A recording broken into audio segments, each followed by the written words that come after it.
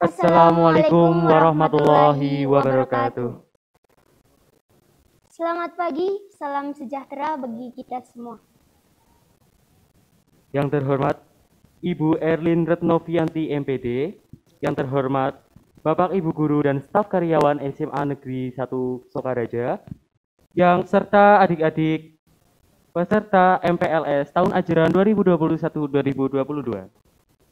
Marilah kita panjatkan puji syukur atas kehadirat Tuhan Yang Maha Esa, karena berkat rahmat-Nya kita bisa melaksanakan kegiatan MPLS pada hari ini secara virtual.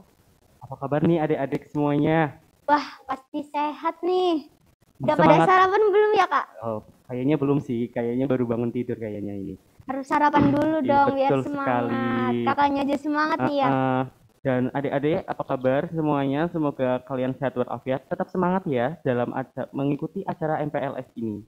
Ya, ingetin lagi nih Kak, kalau acara ini berjalannya gimana?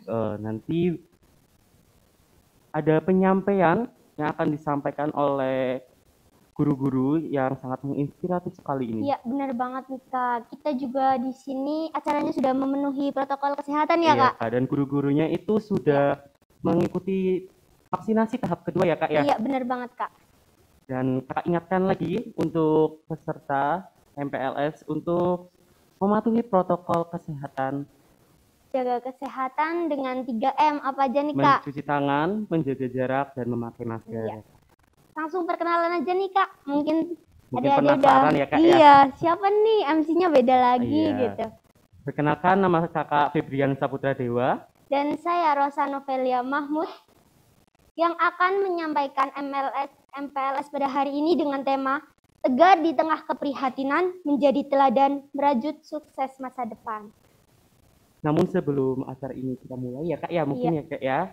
Kita ingetin nih buat adik-adik untuk selalu mengikuti kegiatan MPLS dengan baik nih, karena ada banyak hal menarik loh Kak. Iya, apalagi ini acaranya sangat menginspiratif sekali ya Kak ya. Bener banget Kak. Seperti ada penyampaian kurikulum 2013 ya Kak ya, terus cara belajar yang efektif dan bahaya narkoba ya Kak ya. Iya, ini adalah sesi-sesi yang sangat menarik ya Kak, dan sangat menginspiratif bagi kita dan orang lain ya Kak ya mungkin ya. Kayaknya adik-adik juga udah nggak sabar nih ngikutin.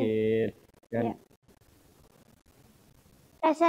buat presensi ada yang belum presensi, silahkan presensi terlebih dahulu mungkin ya Kak. Iya Kak, betul sekali. Apalagi presensi itu sangat penting ya Kak untuk menentukan kelulusan MPLS ini ya Kak ya. Iya benar banget Kak.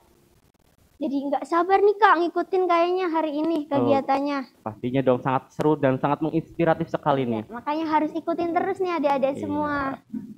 Dan mungkin Kakak ingatkan sekali lagi nih bahwasanya kegiatan MPLS ini sudah dipenuhi dengan protokol kesehatan yang sangat ketat dan sangat mengikuti anjuran pemerintah ya Kak ya. Bener banget Kak. Mungkin kita masuk ya Kak. Masuk acara yang pertama. Tapi dengan bacaan basmalah bersama-sama. Bismillahirrahmanirrahim. Semoga dengan basmalah tadi acara hari ini bisa berjalan dengan lancar ya Kak. Amin. Untuk meningkat acara yang selanjutnya mungkin ya Kak ya. Iya. Kita ada apa nih Kak? Penyampaian kurikulum yang akan disampaikan oleh Bu Siti Auria. Ya. Maksud kami Bu Siti Auria SPD.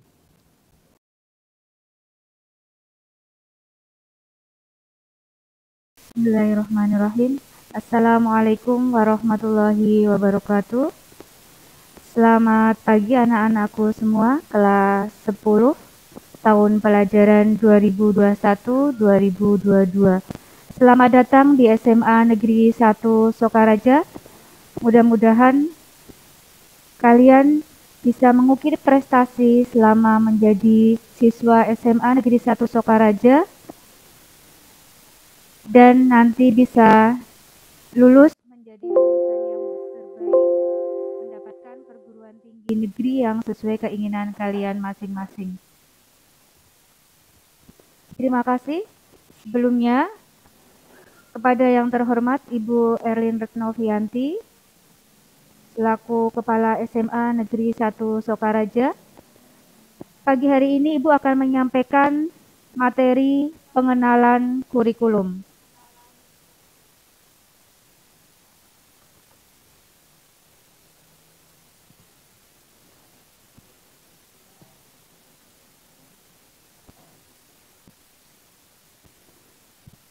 Oke, untuk pengenalan kurikulum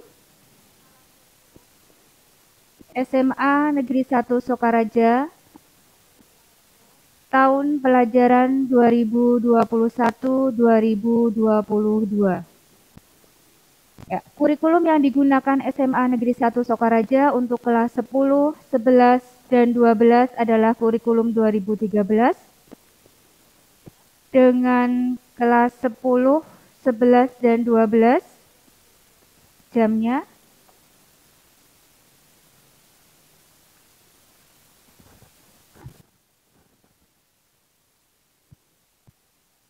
kemudian ini alokasi waktu kelompok A berarti untuk materi umum ada pendidikan agama dan budi pekerti, PKN Bahasa Indonesia. Kemudian untuk kelompok umum B materinya seni budaya, penjas orkes, prakarya, mulok, dan bahasa Jawa. Kelompok C peminatan, kan kita lihat, mata pelajaran kelompok MIPA terdiri dari matematika, biologi, fisika, dan kimia. Kemudian kelompok C jurusan IPS, geografi, ekonomi, sosiologi, dan sejarah.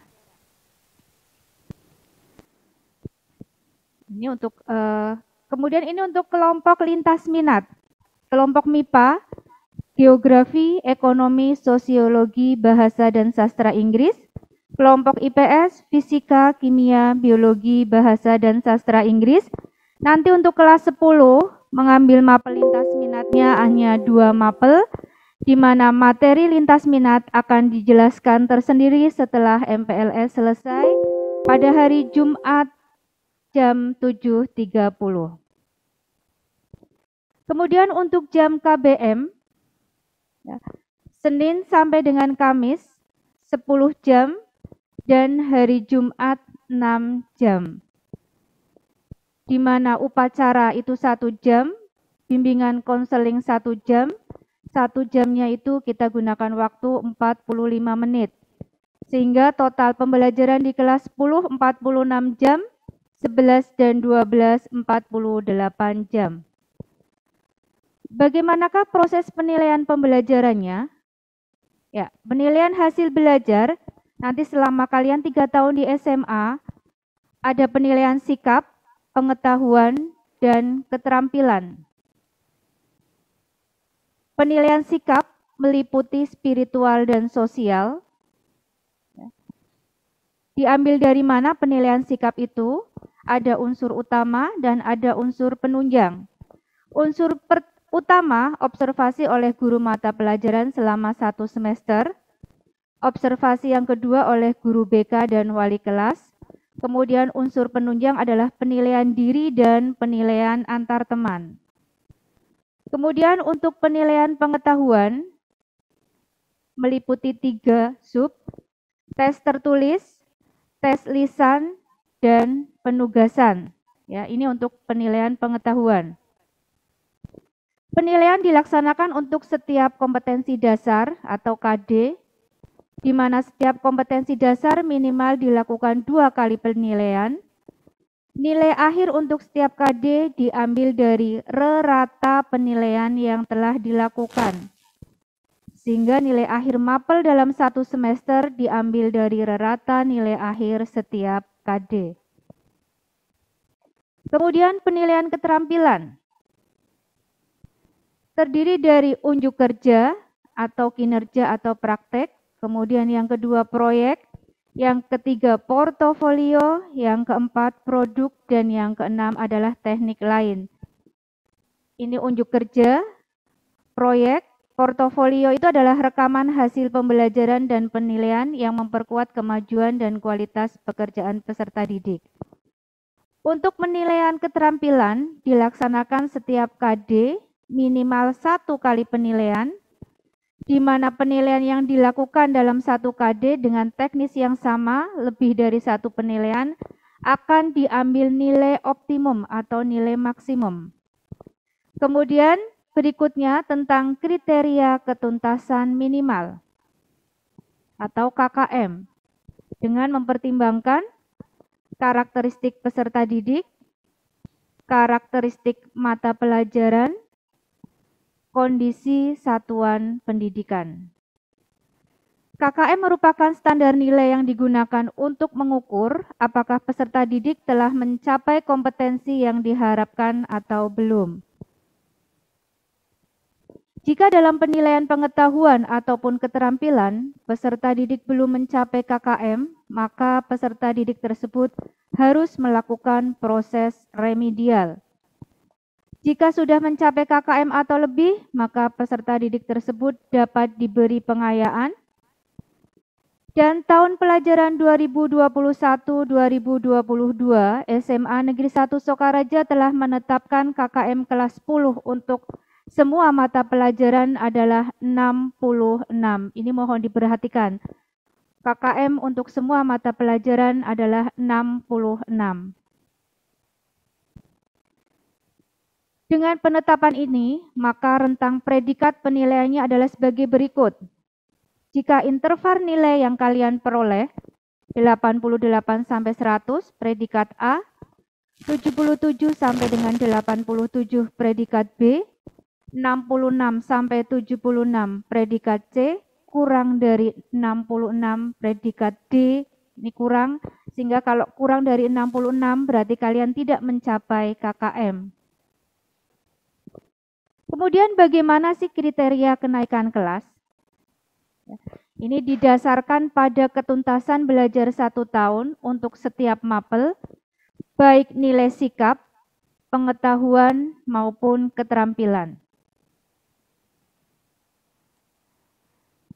Ketuntasan belajar 1 tahun merupakan rata nilai rapot semester 1 dan 2, baik aspek pengetahuan maupun keterampilan. Yang kedua, jika nilai rata semester 1 dan 2 suatu mapel lebih besar atau sama dengan KKM, maka dinyatakan tuntas. Berikutnya,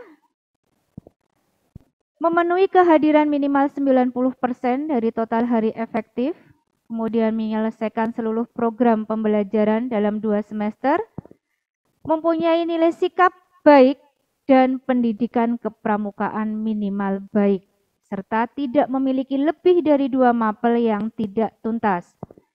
Akan tetapi karena proses pembelajaran ini di masa pandemi, maka jam PJJ atau daring berubah menjadi Senin sampai dengan Kamis 4 jam, Jumat 3 jam. Ini berlaku untuk seluruhnya, kelas 10, 11, dan 12. Di mana pembinaan wali kelas atau bimbingan konseling 1 jam, kegiatan olahraga mandiri 1 jam, pendidikan kepramukaan 1 jam, dan 1 jamnya adalah 60 menit, sehingga setiap minggunya untuk kelas 10, 11, dan 12, 18 jam. Ketentuan pembelajaran jarak jauh. Yang pertama, peserta didik wajib mengikuti PJJ sesuai jadwal yang ditetapkan. Saat mengikuti PJJ, wajib mengisi link presensi. Jika terlambat, menghubungi wali kelas.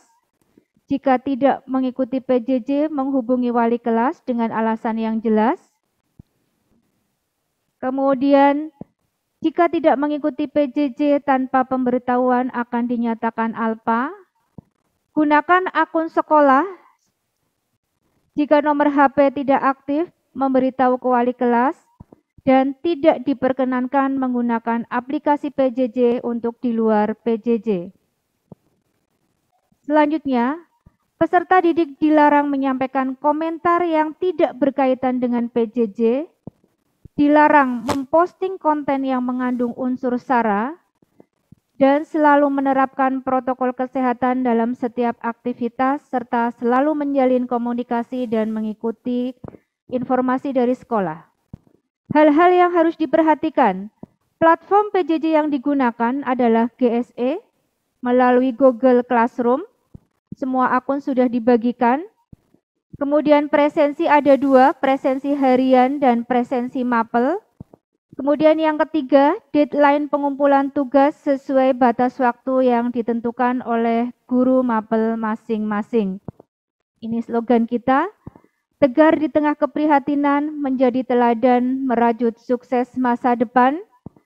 Tidak ada halangan di masa pandemi untuk kita selalu berkarya, tetap semangat, dan jadilah siswa yang memiliki karakter yang hebat, karakter yang bagus, disiplin, dan selalu bertanggung jawab. Semoga kita sukses semua dalam masa pandemi ini, selalu bisa berkarya. Itu saja yang bisa Ibu sampaikan. Mohon maaf jika ada kekurangan. Wassalamualaikum warahmatullahi wabarakatuh.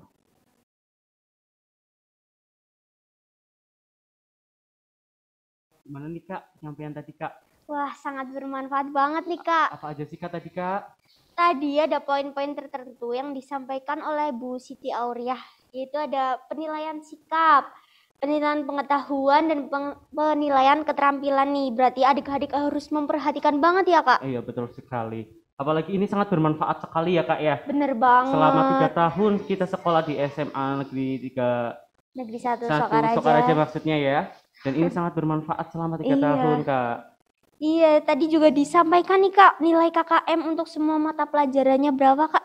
Ada 66 nih, berarti kalian tuh harus tuntas dalam setiap mata pelajarannya. Betul sekali.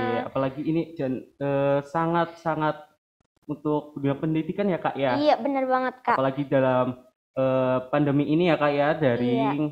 Jadi adik-adik harus memperhatikan banget nih apa aja nih. Iya, Gitu. dalam daring juga kita harus tetap nih adik-adik Harus tetap semangat ya Kak ya. Iya, protokol kesehatan juga jangan lupa nih dalam PJJ. Betul sekali. Dan Kakak ingatkan untuk semua peserta MPLS untuk memakai kartu identitas nama peserta ya Kak ya. Iya. Ayo dipakai semuanya ya. Dipakai dulu, dikalungkan. Biar Buat kita adik-adik juga yang tahu mungkin nih. kameranya belum masih dimatikan ya Kak Iya, ya. nyalain yuk. Nyalain dulu dan Nyalain. pakai tanda pesertanya ya Kak ya. Iya, biar kita juga tahu nih. Betul. Ayo nyalain yuk. Kayaknya udah nih Kak. Udah apa belum nih? Belum semua nih. Ayo, yang belum yuk. Yang kameranya masih dimatikan, silakan untuk dihidupkan dulu dan memakai kartu identitasnya ya Kak ya. Iya, bener banget. Ayo dinyalain dulu. Ayo dinyalain dulu.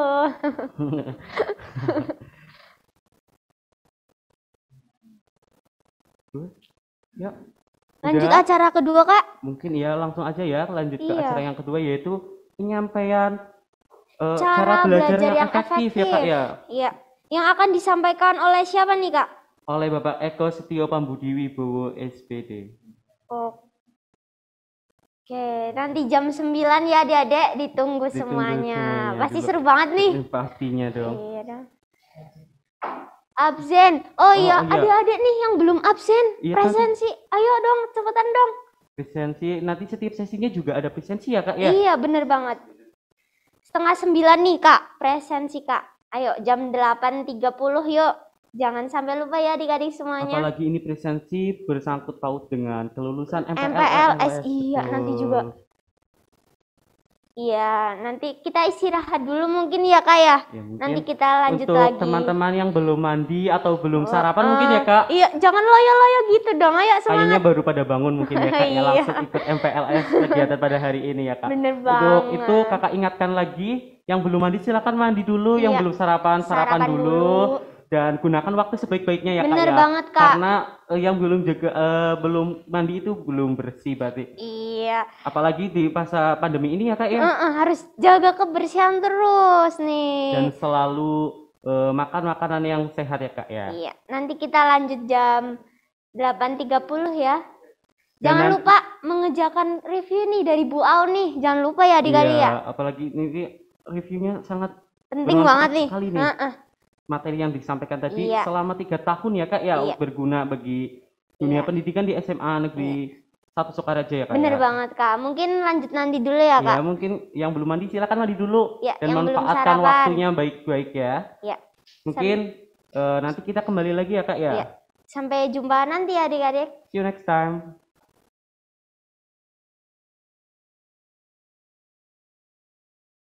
Hai adik-adik. Gimana nih istirahatnya nih? Iya. Udah pada sarapan belum? Yang tadi belum mandi, pastinya udah mandi dong. Kelihatan nih seger-seger banget. Iya nih. Dan nanti istirahatnya itu sangat asik tadi kayak Iya. kelihatannya ya kayak Iya. ada yang bawa bantal, ada yang main TikTok, ada yang main sulap-sulapan tuh tadi. Kakak lihat ya dari sini ya. Iya. Bagus banget ya kayak itu sangat menginspirasi sekali Kak. Iya. Mengisi waktu luang ya Kak ya. Ada yang selfie juga nih tadi main TikTok. Apalagi yang tadi sulap tuh pakai Keren kabel ya Kak ya. banget. Bagus banget tadi. Gimana Kak? Ingetin lagi dong presensinya. Oh iya. Nanti setiap sesinya juga ada presensi ya Kak ya. Iya, Presensi bener banget. untuk setiap sesinya nanti sebagai persyaratan untuk lulusnya MPLS ya Kak ya. Iya, Betul bener sekali. banget nih. Mungkin kita langsung aja ya Kak ya memasuki acara yang kedua ya Kak ya. Iya. Yaitu ada materi penyampaian cara belajar yang efektif yang akan disampaikan oleh Bapak Eko Setio Pambudi, SPDGR. Nah, ini adalah sesi yang sangat inspiratif sekali ya Kak, apalagi buat para pelajar ya Kak ya. Ya, apalagi lagi situasi daring nih Kak. Iya, mungkin yang cuma nitip absen atau yang mungkin tidak mengerjakan tugas nih, malas-malesan, bisa diperbaiki lagi, betul sekali. Mungkin kita langsung mulai aja kayak kepada Bapak Eko Setio Pambudi Wibowo, kami persilakan.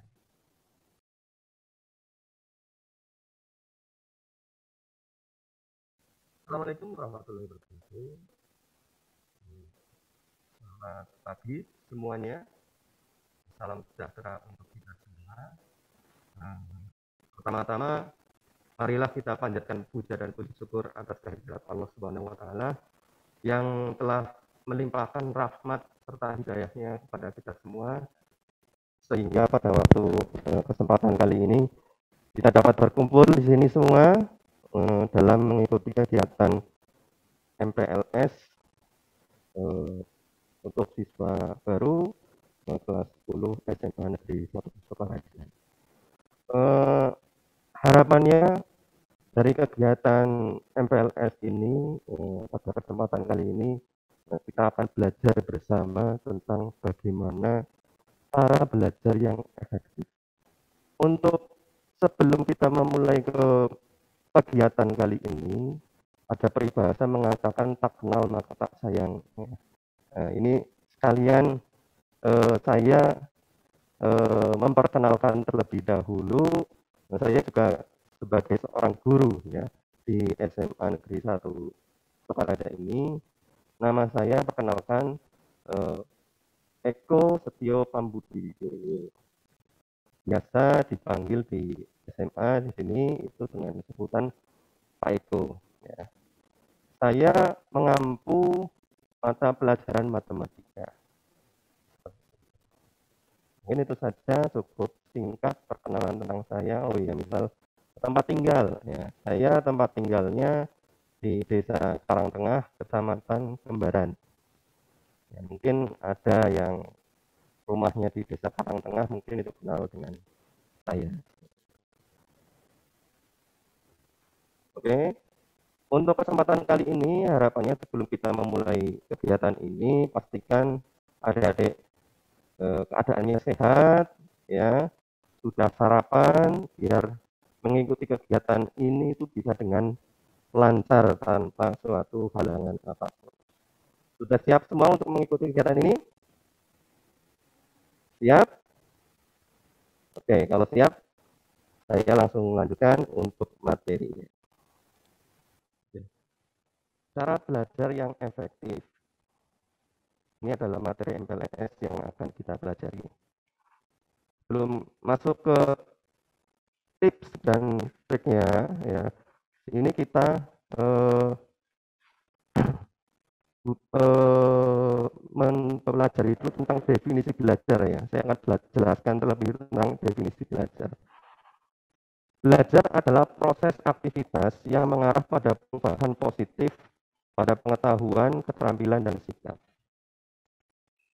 Setiap manusia memiliki kewajiban untuk belajar. Sejak kita dilahirkan, kita dihadapkan dengan kewajiban untuk belajar. Sejak belajar untuk makan, berjalan, hingga kita besar, kita belajar di sekolah dan juga dari lingkungan sekitar. Meskipun sebenarnya belajar telah kita lakukan sehari-hari, banyak orang, banyak di antara kita yang masih berasumsi bahwa belajar merupakan hal yang tidak menyenangkan seperti itu. Kalau kita menganggap belajar saja sudah tidak menyenangkan, bagaimana kita mau menyukai atau menikmati belajar itu sendiri? Nah, jadi kunci pertama belajar efektif itu adalah suka dulu, ya. Dibuat suka, dibuat senang dulu untuk belajar. Seperti itu. Nah, tujuan materi kali ini. Nah, siswa mengetahui bahwa belajar adalah tanggung jawab setiap siswa. Ya, bukan tanggung jawab guru, bukan tanggung jawab orang tua, tapi tanggung jawab setiap siswa. Karena manfaat dari belajar tersebut untuk cita-cita siswa itu sendiri, bukan untuk masa depan guru, masa depan menentukan masa depan orang tua, tidak, tapi menentukan masa depan siswa itu sendiri, masa depan adik-adik sendiri, seperti itu. Kemudian tujuan materi yang kedua yaitu siswa terhindar dari kegagalan dalam belajar. Yang ketiga, siswa dapat mengatasi masalah yang muncul dalam belajar. Yang keempat, siswa dapat menyesuaikan diri dengan tuntutan belajar di jenjang SMA. Bukan tuntutan belajar di jenjang SMP lagi, tapi di jenjang SMA. Yang notabene dari sikap dan perilakunya untuk dari jenjang SMP dan SMA itu sudah berbeda. Klasifikasi materinya pun sudah berbeda. Jadi caranya pun walaupun hampir sama, tapi untuk jenjang SMA itu akan lebih kompleks. Seperti itu. Kemudian faktor yang menentukan keberhasilan dari belajar, ya, faktor yang menentukan keberhasilan dalam belajar. Faktor tersebut kita bagi menjadi dua, ada faktor dari dalam diri dan faktor dari luar. Ya. Untuk faktor dari dalam diri, ya, yang pertama itu intelijensi, ya. Yang kedua bakat, yang ketiga minat, yang keempat sikap belajar, yang kelima kepribadian, yang keenam kesehatan fisik. Kemudian faktor dari luar, teman, keluarga, sekolah, masyarakat, ketersediaan sarana belajar, media.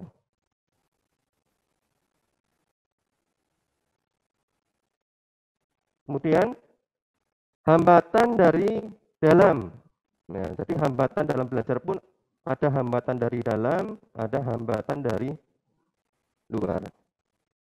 Hambatan dari dalam, nah, ini ketika pembelajaran, ketika adik-adik belajar, ya, biasanya hambatannya malas, ya, yang pertama. Yang kedua, suka menunda-nunda, ya, menunda-nunda tugas, menunda-nunda waktu belajar dan sebagainya. Nah, kalau misalnya pas absen saja atau kegiatan pembelajaran itu lah ngodisit lah, tidurnya belum tutup ya gitu. Jadi hal tersebut harus diminimalisir untuk hambatan-hambatannya. Yang ketiga lelah, ya, karena terlalu capek. Kemudian yang keempat tidak mampu membagi waktu. Nah, kelima tidak disiplin. Keenam tidak bisa pilih prioritas kegiatan. Nah, yang tidak bisa pilih prioritas kegiatan yang penting. Ya. Kemudian suka tidur. Ya, suka tidur itu juga sangat berpengaruh, apalagi dalam kegiatan pembelajaran di masa pandemi seperti ini ya, yang notabene dari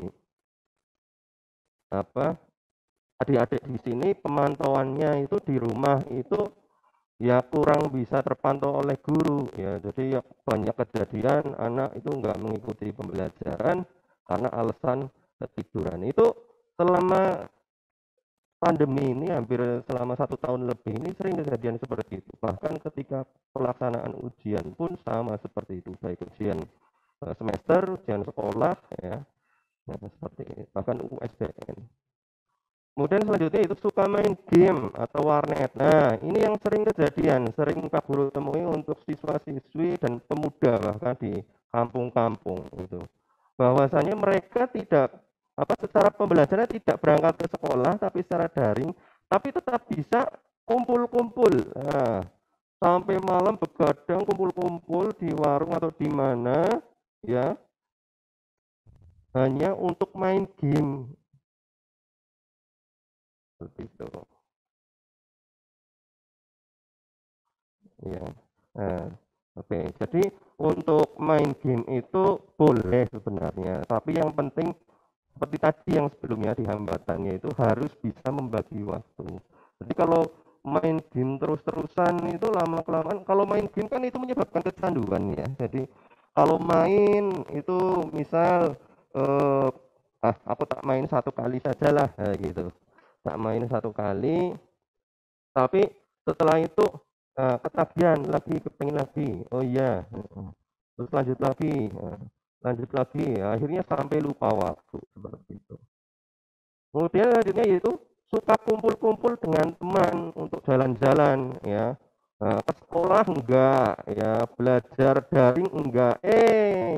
Tahunya ketemu di mall atau di mana. Ya walaupun pandemi kan mall tetap buka ya. Jadi jangan suka kumpul-kumpul dengan teman atau jalan-jalan ya. Kemudian SMS atau WA atau teleponan ya yang bisa mengganggu juga. Kemudian persepsi yang keliru itu hambatan dari dalam. Kemudian hambatan dari luar diri ya untuk kegiatan belajar itu. Yang pertama itu persepsi orang tua tentang sekolah, persepsi orang tua tentang sekolah itu sendiri ya. Ada orang tua yang perhatian terhadap kebutuhan belajar anaknya. Ada orang tua yang ya kurang memperhatikan tentang kebutuhan belajar anak. Jadi persepsi orang tua itu penting. Kemudian ekonomi orang tua, terutama untuk kegiatan pembelajaran di masa pandemi seperti ini, untuk ekonomi orang tua itu sangat sangat berpengaruh ya, terutama untuk masalah pengadaan kuota ya. Kuota itu kan sekarang itu bisa dibilang menjadi kebutuhan pokok dalam belajar di masa pandemi ya. Dalam sebulan saja mungkin bisa dianggarkan itu untuk orang tua mengalokasikan ekonominya itu untuk kuota untuk satu orang siswa bisa 100.000 ya. Nah, kalau semisal dalam satu keluarga itu terdiri dari yang masih duduk di bangku sekolah itu 2 atau 3 anak, ya dikalikan saja seperti itu. Jadi untuk ekonomi orang tua itu berpengaruh. Kemudian ajakan teman, gaya hidup teman, ya, itu juga berpengaruh. Pola atau budaya dalam masyarakat, ya, itu masuk ke hambatan dari luar. Terus pengaruh media, ya, melanggar tata tertib sekolah, itu juga termasuk ke hambatan dari luar. Sarana belajar yang tidak memadai, seperti itu. Nah, untuk faktor dan hambatannya tadi sudah dijelaskan. Sekarang masuk ke cara belajar yang efektif. Nah, ini sudah saya susun untuk cara belajar yang efektif untuk kegiatan di masa pandemi seperti itu. Ya. Nah, ini bisa diaplikasikan baik di masa pandemi ataupun di masa PTM ya, pembelajaran tatap muka, kegiatan daring bisa, PTM bisa. Ini secara umum garis besar untuk tips belajar efektif. Yang pertama, rasakan kebutuhan belajar. Jadi, rasa kebutuhan untuk belajar akan membuat kita menjadi lebih bersungguh-sungguh dalam belajar. Kesungguhan ini membuat kita tidak hanya belajar saat sedang mood saja, melainkan juga belajar di setiap waktu tanpa merasa berat ya. Dengan demikian ilmu yang kita pelajari pun akan menjadi lebih mudah diserap ke ingatan kita seperti itu. Jadi kebutuhan kebutuhan belajar itu harus perlu ditanamkan bahwasanya yang butuh belajar itu adik-adik di sini, bukan kami sebagai guru, bukan orang tua. Karena belajar manfaat dari belajar itu adalah untuk cita-cita dari adik-adik itu sendiri.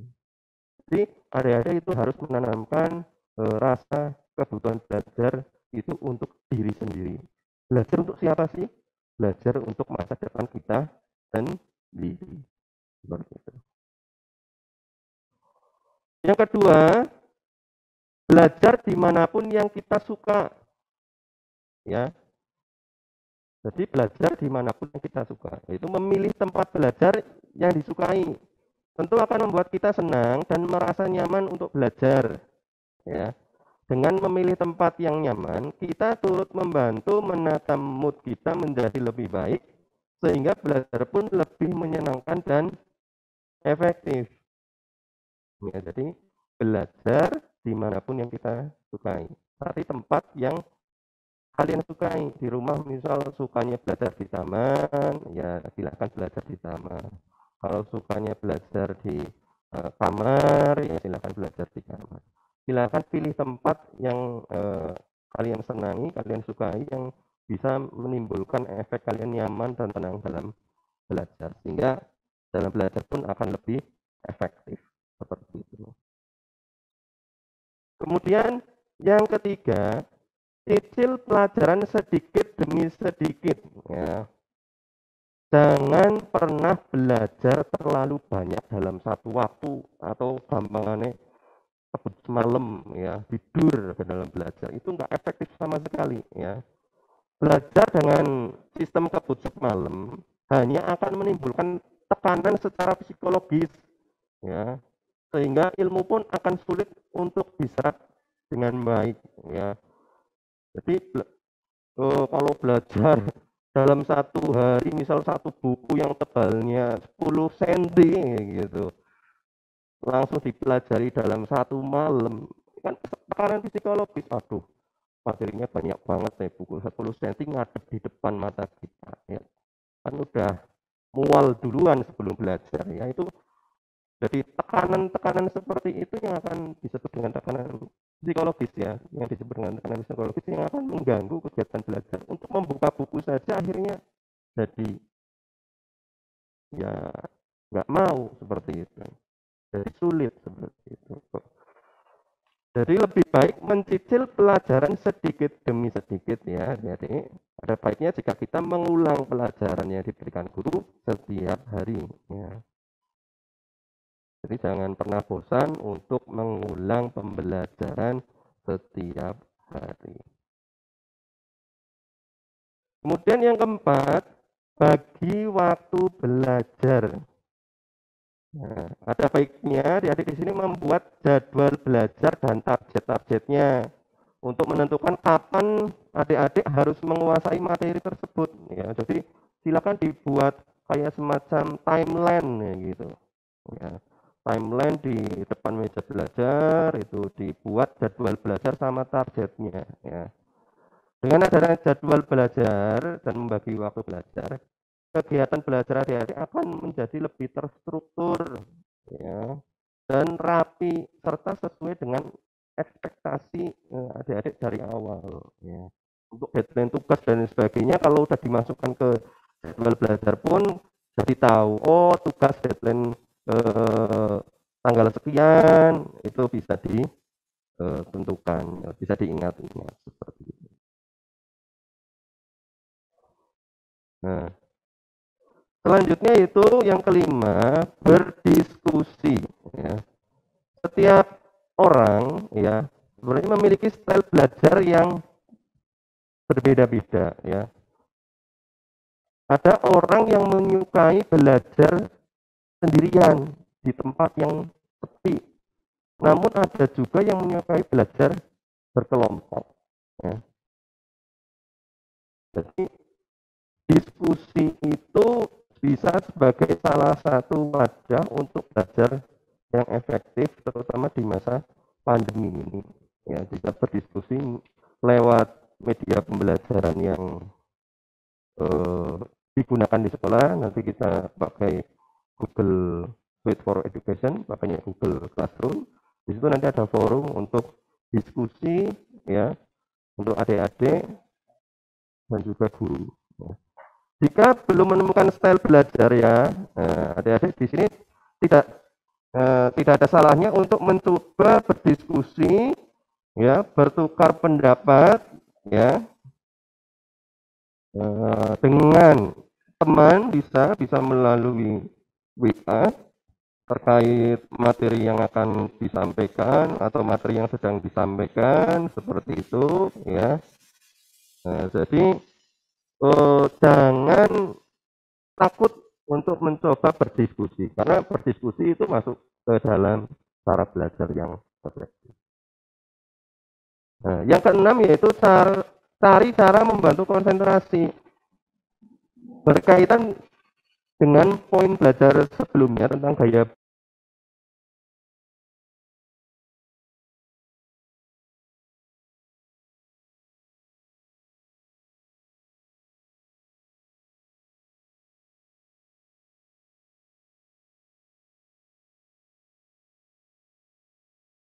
ada tipe orang yang hanya bisa belajar dan berkonsentrasi di suasana yang sepi ya.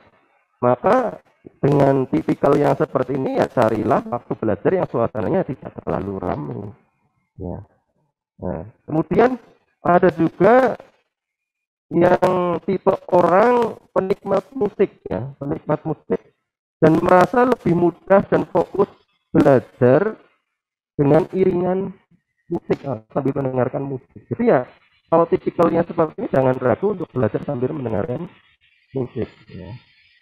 Jadi silakan adik-adik tentukan sendiri ya, adik-adik termasuk orang yang bisa menumbuhkan konsentrasi itu dalam situasi seperti apa. Kalau dalam situasi yang sepi baru bisa konsentrasi, ya belajarnya mencari waktu dan suasana serta tempat yang tidak terlalu ramai. Bisa belajar di rumah kita sendiri ya. Kalau rumah misal terlalu ramai ya carilah ruangan atau tempat yang tidak terlalu ramai. Silakan cari waktu untuk bisa melalui adik-adik.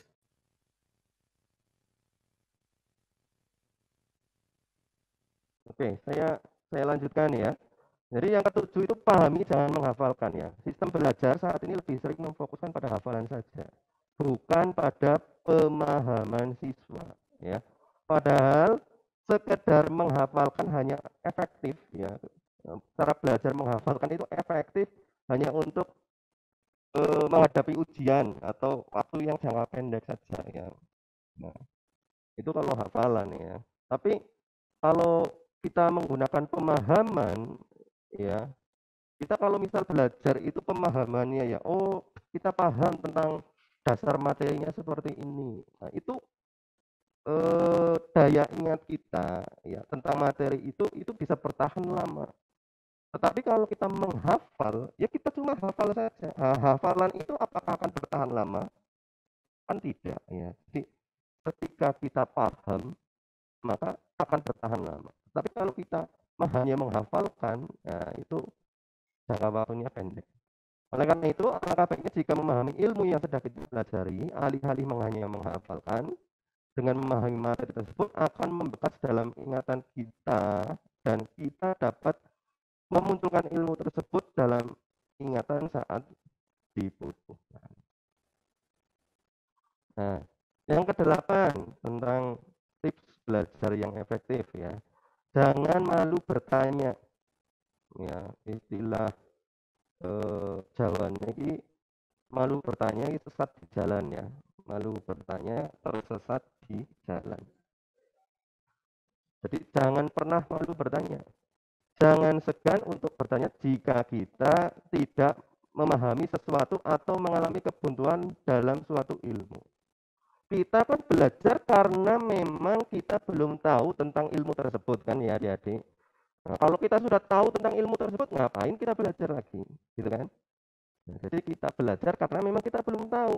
Jadi karena kita belum tahu, ya tidak ada alasan untuk malu bertanya. Karena biasanya kan adik-adik kalau mau bertanya kan takut loh. Takutnya apa biasanya? Takut dicap bodoh dan lain sebagainya. Jangan ya, jangan pernah terlintas kepikiran seperti itu. Karena kita belajar karena memang kita belum tahu tentang ilmu tersebut. Ya, jadi jangan pernah malu. Ya. Dan jangan pernah takut dicap bodoh gara-gara bertanya. Enggak ada judgement seperti itu dari guru seperti itu. Ya. Jadi jangan pernah malu bertanya. Selanjutnya yang ke-9, ya, coba terus meski gagal, ya, jangan sampai kendor. Pokoknya coba terus sampai berhasil, ya. Gagal terus, ya nggak apa-apa, ya, karena kegagalan merupakan bagian dari pembelajaran, ya. Tidak ada belajar yang benar jika tanpa melalui kegagalan, atau istilah Inggrisnya ya, atau istilah baratnya itu trial and error, ya. Bahkan kegagalan dianggap sebagai cara belajar yang efektif karena kita mengalami sendiri penyebab dari kegagalan itu dan mengingatnya sebagai pembelajaran yang tidak melakukan lagi. Ya, jadi penyebab kegagalannya itu bisa kita ingat-ingat terus sebagai pembelajaran dan diusahakan tidak mengulanginya lagi untuk dilakukan lagi. Ya, seperti itu.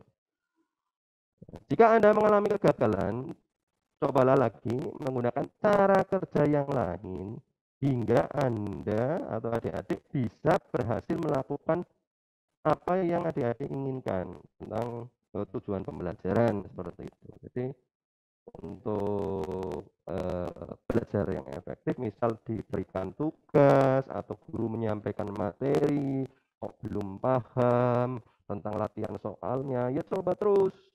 Ya, oh jawabannya misal sudah ketemu, konsultasikan, diskusikan dengan gurunya. Lalu, Pak, Bu, mohon maaf bertanya, ini pekerjaan saya, jawabnya sudah benar belum nggih? Gitu.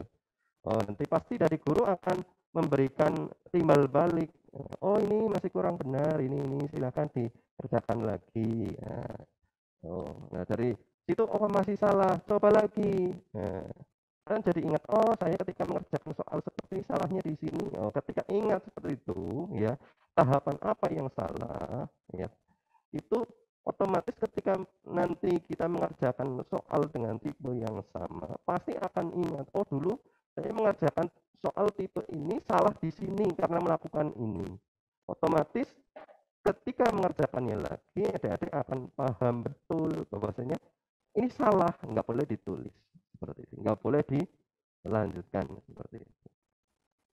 Oke, jadi coba terus mesti gagal. Yang ke-10, sukai mata pelajaran dan gurunya. Ya, ini ya. Baik mata pelajaran dan gurunya itu harus disukai, ya. Ini sering kejadian anak itu ya kalau di masa pandemi dan masa PTM ada istilah bolos lah ya. Di masa pandemi pun ada siswa yang bolos juga ya. Enggak ikut pembelajaran, cuma ikut absen tok misal seperti itu. Sering seperti itu. Ada yang enggak ikut absen juga, enggak ikut pembelajaran juga. Nah, setelah disuruh-suruh kemungkinan dari siswa itu ada yang kejadian karena tidak suka dengan gurunya, ada yang karena tidak suka dengan mata pelajarannya. Oh, mata pelajarannya angel, mata pelajarannya banyak hitungannya, mata pelajarannya banyak hafalannya. Nah, kalau dari awal sudah tidak suka dengan mata pelajaran dan gurunya, ya bagaimana adik-adik mau menumbuhkan rasa ingin dan rasa menikmati untuk belajar mata pelajaran itu, ya. Jadi menyukai mata pelajaran juga gurunya atau hal yang sedang dipelajari akan sangat berpengaruh terhadap keefektifan dan keberhasilan belajar kita. Dengan kita menyukai pelajaran atau ilmu tersebut, kita akan lebih bersemangat untuk menerima dan menyerap ilmu yang didapat. Hal ini berbeda jika kita merasa tidak suka belajar mata pelajaran itu, ya. Misal contoh mata pelajaran A, tidak suka mata pelajaran A, otomatis ya mempengaruhi hasil belajarnya, ya, mempengaruhi nilai di rapotnya nanti, ya. Karena ya tidak suka belajar sih akhirnya karena tidak suka mata pelajaran A tadi, ya. Nah, tidak menyukai suatu pelajaran hanya akan membuat kita merasa terpaksa untuk belajar dan tentu hasil belajar yang seperti ini akan tidak optimal, ya. Selanjutnya yang ke-11, manfaatkan fasilitas yang ada, ya. Di zaman sekarang, ya, fasilitas belajar yang tersedia tidak hanya berupa buku pelajaran atau buku kumpulan soal dari sekolah, ya. Terutama di masa pandemi ini, ya. Di masa pandemi ini kita kan ya dari adik-adik kan mungkin ya sudah mengalaminya dari SMP, ya. Untuk fasilitas belajar yang tersedia di zaman sekarang kan sudah banyak sekali, ya. Ada YouTube, ya. Terus ada Ruang Guru, ya. Zenius dan lain sebagainya, ada aplikasi pembelajaran banyak sekali. Bahkan dari televisi pun, ya. Televisi kan TVRI sudah ada untuk tayangan edukatif seperti itu. Jadi media belajar, fasilitas yang ada itu dimanfaatkan saja. Fasilitas yang ada, ya, semua dimanfaatkan. Jadi tidak ada sekarang hal yang dibilang susah untuk dipelajari karena sumber belajar itu banyak, ya. Bisa belajar dari internet, video hingga televisi, bahkan dari orang yang di rumah, ya. Jadi untuk fasilitas yang ada itu bukan cuma dari fasilitas sumber fasilitas seperti internet, video hingga televisi yang dinamakan guru sekarang, ya. Guru siapapun bisa bertindak sebagai guru sekarang terutama di masa pandemi, ya. Termasuk orang tua di rumah, ya. Jadi peran peran keluarga di rumah bisa bapak, bisa ibu, bisa kakak itu bisa sebagai teman sharing, ya, bisa sebagai guru juga di rumah, ya. Nah, jadi silakan dimanfaatkan semua fasilitas itu sebagai pendukung proses belajar adik-adik, ya. Biasanya mata pelajaran yang disediakan di internet, video atau tayangan edukasi, ya, biasanya kan telah dikemas semenarik mungkin, ya, dan sesederhana mungkin. Nah, sehingga itu akan lebih mudah, ya, adik-adik akan lebih mudah untuk mencerna materi yang diberikan, ya. Terutama kan kadang aku bingung materi atau buka di YouTube. Nah, biasanya adik-adik juga aku ingin masak ini, cara belajar masak resep eh, nasi goreng seperti itu, apa daging bakar atau apa itu bisa semuanya kan dicari di YouTube kan ada, ya. Nah, begitupun untuk mata pelajaran, misal matematika, cara menentukan limit tak hingga trigonometri, bisa diketik saja di YouTube pasti akan muncul banyak itu, ya, bisa sampai ratusan itu. Tinggal kemauan dari adik-adik untuk memanfaatkan fasilitas yang ada sekarang, ya. Ya, jadi fasilitas zaman sekarang untuk belajar itu jauh sudah lebih komplit, ya, daripada zaman dulu.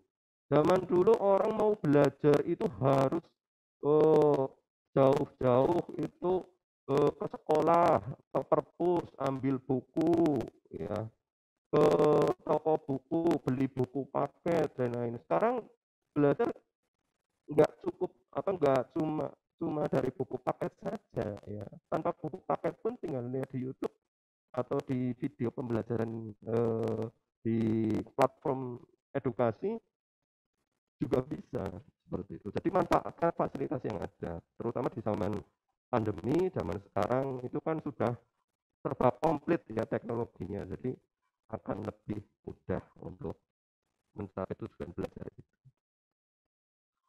Kemudian yang kedua, 12, yaitu membuat review atau peta materi, ya. Nah, gampangannya itu buat ringkasan, ya, dan mind mapping ketika dalam belajar. Cobalah untuk memetakan materi yang sedang dipelajari, misalnya dengan membuat peta konsep atau overview dari semua materi yang sedang dipelajari, ya.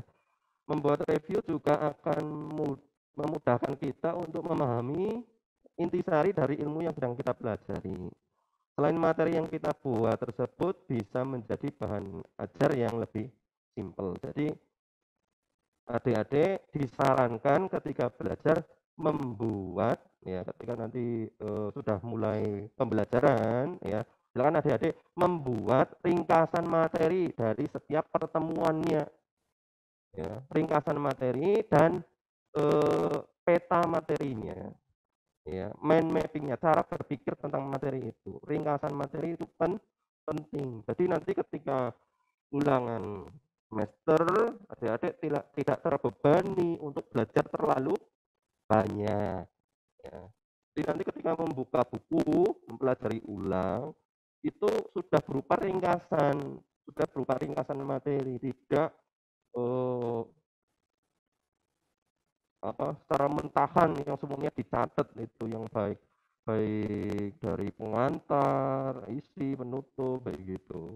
Jadi cukup ringkasan, ya nanti kan untuk belajar lebih mudah dan simpel seperti itu. Yang ke-13, membuat kesimpulan, ya.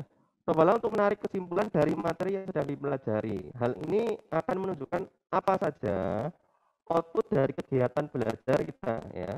Dan kita bisa membaca kesimpulan itu berulang kali dan membuat kita semakin menguasai tentang ilmu tersebut, ya. Jadi itu ilmunya akan tertanam di otak kita dalam jangka waktu yang lama. Seperti itu. Ini membuat kesimpulan. 14, coba latihan soal. Nah, ini ya, terutama untuk mata pelajaran yang hitung-hitungan, ya. Kalau kita belajarnya hanya dari membaca, ya, tanpa mencoba latihan soal, terutama matematika, ya, matematika, fisika, kimia, ya. Nah, itu kan cara belajar yang efektif jelas itu dari mengerjakan latihan soal, ya. Kalau cuma membaca isi materinya saja tanpa latihan soal itu kurang begitu efektif. Dijamin pasti tidak menguasai, atau nanti ketika dihadapkan dengan soal bingung untuk mengerjakannya karena tidak terlatih untuk mengerjakan latihan soal. Nah, tidak terlatih untuk mengerjakan soal, hanya terlatih untuk membaca materi. Seperti itu. Jadi mengerjakan latihan soal atau dicoba memecahkan masalah suatu materi yang sedang dipelajari akan membantu kita mengukur sejauh mana pemahaman kita atas materi tersebut, ya. Jadi tujuan mengerjakan latihan soal itu untuk mengukur sejauh mana pemahaman kita tentang materi tersebut. Dengan demikian kita bisa menilai di bagian mana kita harus meningkatkan belajarnya dan di bagian mana kita telah menguasainya. Itu kelihatan kalau kita sudah mencoba latihan soal, ya. Jadi penting latihan soal. Kemudian 15, jangan lupa untuk berdoa, ya. Nah, belajar merupakan usaha kita untuk menjadi seseorang yang pintar dan berguna. Namun tidak ada usaha yang sempurna tanpa diiringi doa. Oleh karena itu, jangan lupa untuk berdoa sebagai pelengkap usaha kita, ya, dan membuat ilmu itu yang kita dapat menjadi berkah dan bermanfaat, ya. Itu 15 cara belajar yang efektif, ya. Nah, kemudian sebagai lanjutannya, di sini saya memberikan sedikit penjelasan tentang kiat sukses belajar, ya. Ini secara garis besar saja, ya. Kiat sukses belajar yang pertama, adik-adik harus pintar dan dalam memotivasi diri, ya. Tadi seperti dijelaskan tadi, pintar memotivasi diri bahwasanya belajar itu untuk kepentingan adik-adik sendiri, ya, bukan orang lain. Untuk masa depan dan cita-cita adik sendiri. Adik bagi waktu, pandai memilih prioritas, disiplin diri, menjaga kesehatan, terutama ini di masa pandemi, ya. Bagaimana mau sukses belajar kalau kondisi fisiknya sakit-sakitan, ya. Jadi kesehatan penting. Mandiri, tekun dan ulet, tanggung jawab, kreatif, good interpersonal, ya. Kepribadian yang baik, ya. Itu pasti sukses belajar. Anak pintar tapi kalau kepribadian tidak baik dengan guru itu sembrono dan lain sebagainya, pasti untuk dalam hal belajar itu pasti akan terpengaruh ya, karena kepribadian itu pasti akan berpengaruh ke pola pikir, pola pikir kita ya, pola pikir siswa juga. Jadi dilatih untuk menciptakan kepribadian yang baik. Nah, ini tips belajar di rumah dan daring ya, ini di masa pandemi. Ini tips ya, tips dari saya. Yang pertama, mempunyai waktu belajar rutin setiap hari ya. Ini bisa diaplikasikan besok kalau sudah memulai kegiatan pembelajaran ya daring ya. Nah, silakan adik-adik alokasikan waktu belajar rutin setiap hari. Pilih waktu belajar di mana pikiran dan fisik siap menerima pelajaran. Awali dengan doa, kondisikan atau cari tempat belajar yang mendorong berkonsentrasi ya. Beri waktu istirahat minimal 15 menit setelah belajar 2 jam ya. Jadi perlu istirahat, jangan pernah diforsir. Materi tadi kan kita sudah belajar bahwasannya jangan belajar terlalu banyak ya, cicil materinya ya. Dan beri waktu jeda untuk istirahat. Buatlah tanda-tanda terhadap hal penting ya, diberi keterangan, diberi stabilo atau apa untuk hal yang penting biar ketika belajar itu lebih mudah. Lakukan pengulangan atau latihan setelah selesai ya, lakukan mengerjakan latihan soal juga seperti itu. Nah, tips belajar di kelas, nah ini bisa dilakukan ketika nanti akan memulai kegiatan PTM atau pembelajaran tatap muka, karena rencananya juga akan dilaksanakan kegiatan PTM. Jadi siswa nanti masuk ke sekolah, tapi belum tentu ya, belum tentu jadi, nanti tergantung keputusan dari pemerintah. Ya, untuk tipsnya ketika PTM ya, tenang dan tertib sewaktu menerima pelajaran. Bawa buku-buku dan alat tulis yang diperlukan, kemudian mencatat penjelasan guru atau memberi tanda pada buku ya, dan catatan ya. Kemudian menghindar dari gangguan teman untuk ngobrol ya, dan main-main iseng dan lain sebagainya. Perut tidak dalam keadaan lapar atau terlalu kenyang ya. Nek lapar yang ganggu, nek terlalu kenyang dari ngantuk ya. Jadi silakan tetap diisi perutnya, tapi yang sedang-sedang saja ya, cukupnya. Aktif bertanya hal-hal yang belum jelas ya, jangan pernah malu bertanya karena seperti tadi yang jelaskan bahwasanya kita belajar memang karena belum mengetahui tentang materi itu ya. Jadi jangan pernah malu untuk bertanya. Jujur mengerjakan ulangan atau tugas seperti itu. Itu adalah tips ketika belajar daring dan tips ketika belajar di kelas pada kondisi PTM, pembelajaran tatap muka, seperti itu. Sebagai penutup ya, di sini ada satu hal yang akan saya sampaikan terkait pentingnya waktu ya. Kita semua mempunyai jumlah waktu yang sama. Adik-adik di sini misal nanti kelas 10, waktu belajarnya sama ya. Selama 1 tahun di kelas 10. Ya. Kita semua mempunyai jumlah waktu yang sama. Ini silakan adik-adik renungkan. Tetapi tidak mempunyai kepandaian yang sama kan. Walaupun demikian, mereka yang menggunakan waktunya dengan baik sering mengalahkan mereka yang mempunyai kepandaian. Ya. Jadi manfaatkanlah waktumu adik-adik itu dengan sebaik-baiknya. Ya. Kalau dalam agama ya, ini ada salah satu hadis ya dalam agama Islam ya. Barang siapa hari ini lebih baik dari hari kemarin, dialah tergolong orang yang beruntung.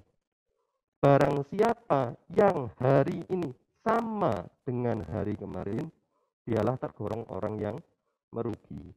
Dan barang siapa yang hari ini lebih buruk dari hari kemarin, dialah tergolong orang yang celaka. Jadi, waktu itu adalah hal penting. Ya. Jadi silahkan adik-adik renungkan, manfaatkan waktu yang adik-adik punya dengan sebaik-baiknya. Karena waktu tidak akan terulang kembali. Seperti itu. Selamat belajar untuk adik-adik semuanya, ya. Silahkan dilanjutkan perjuangannya di jenjang baru, di jenjang SMA, ya. Selamat berjuang menggapai cita-cita, ya. Hanya ini yang bisa saya sampaikan sebagai gambaran awal dasar fondasi adik-adik ketika menyongsong belajar di SMA.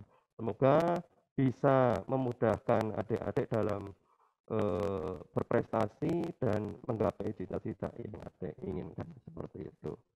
Selamat berjuang, selamat diterima di SMA Negeri 1 Sokaraja. Terima kasih, saya akhiri. Sekian, kurang lebihnya saya mohon maaf. Assalamualaikum warahmatullahi wabarakatuh.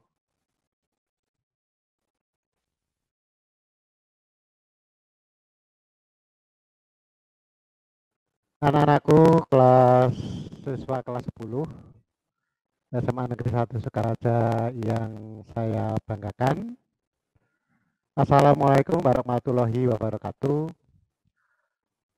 Salam sehat selalu, selamat pagi, dan salam sejahtera untuk kita semua. Anak-anakku peserta MPLS yang saya banggakan, pada kesempatan ini ada beberapa hal yang perlu saya sampaikan selaku panitia MPLS. Di hari pertama saat simulasi atau gladi kotor, saya sudah sampaikan kepada kalian semua berkaitan dengan tata tertib untuk mengikuti kegiatan MPLS ini. Ya, hari ini, pagi ini, pada sesi ini, kami temukan sebagian dari kalian yang masih saja usil, bertindak tidak bertanggung jawab, sok pintar, sok menguasai IT, sehingga laga yang kalian pertontonkan pagi hari ini mengganggu sebagian besar peserta yang lain. Saya mengakui bahwa kalian sudah menguasai IT cukup baik, cukup bagus. Itu sebuah nilai plus bagi kalian. Ya. Tetapi seperti yang kemarin saya sampaikan di dalam penjelasan tata tertib, bahwa kebebasan yang diberikan kepada kita di alam demokrasi ini bukan berarti sebebas-bebasnya, ya, bukan berarti semau gue. Semua ada aturan, harus mengindahkan etika dan tata tertib serta sopan santun. Kemarin sudah saya tegaskan, ya. Jadi untuk kedua kalinya saya muncul di layar MPLS virtual ini untuk mengingatkan kepada kalian bahwa semua ada batasannya.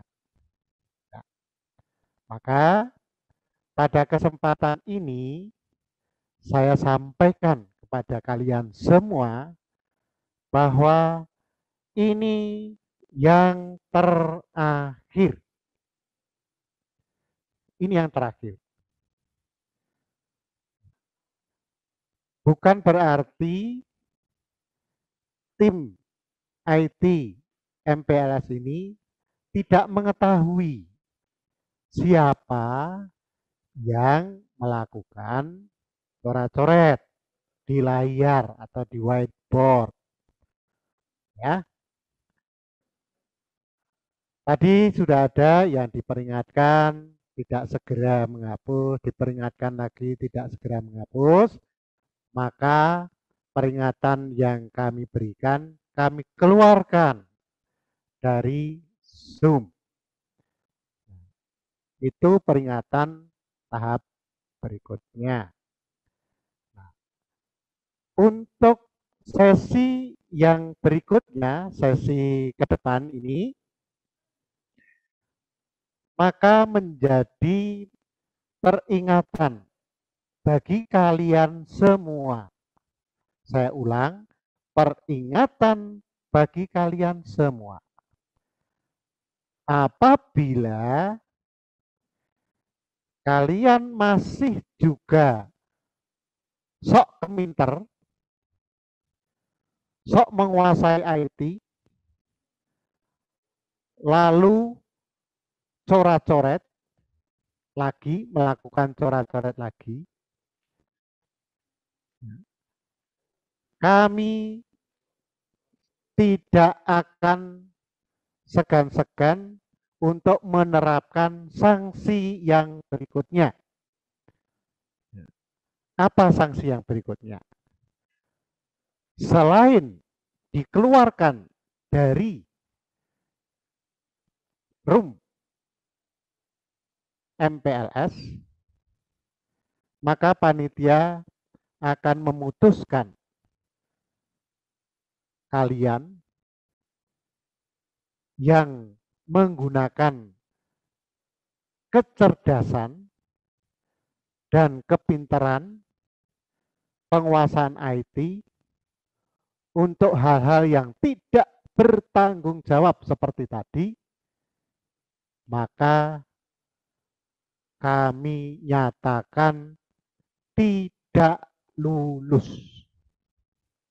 Sekali lagi, ya, saya peringatkan kepada kalian, jika di sesi-sesi berikutnya muncul hal seperti ini lagi, kami identifikasi, lalu kami nyatakan tidak lulus. Tolong catat dengan baik. Ya, catat dengan baik, tulis dengan huruf kapital. Ya. Maka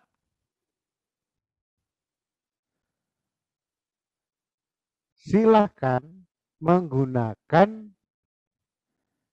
kecerdasan kalian, kepintaran kalian, keterampilan kalian untuk hal-hal yang positif. Seperti halnya tema MPLS tahun ini.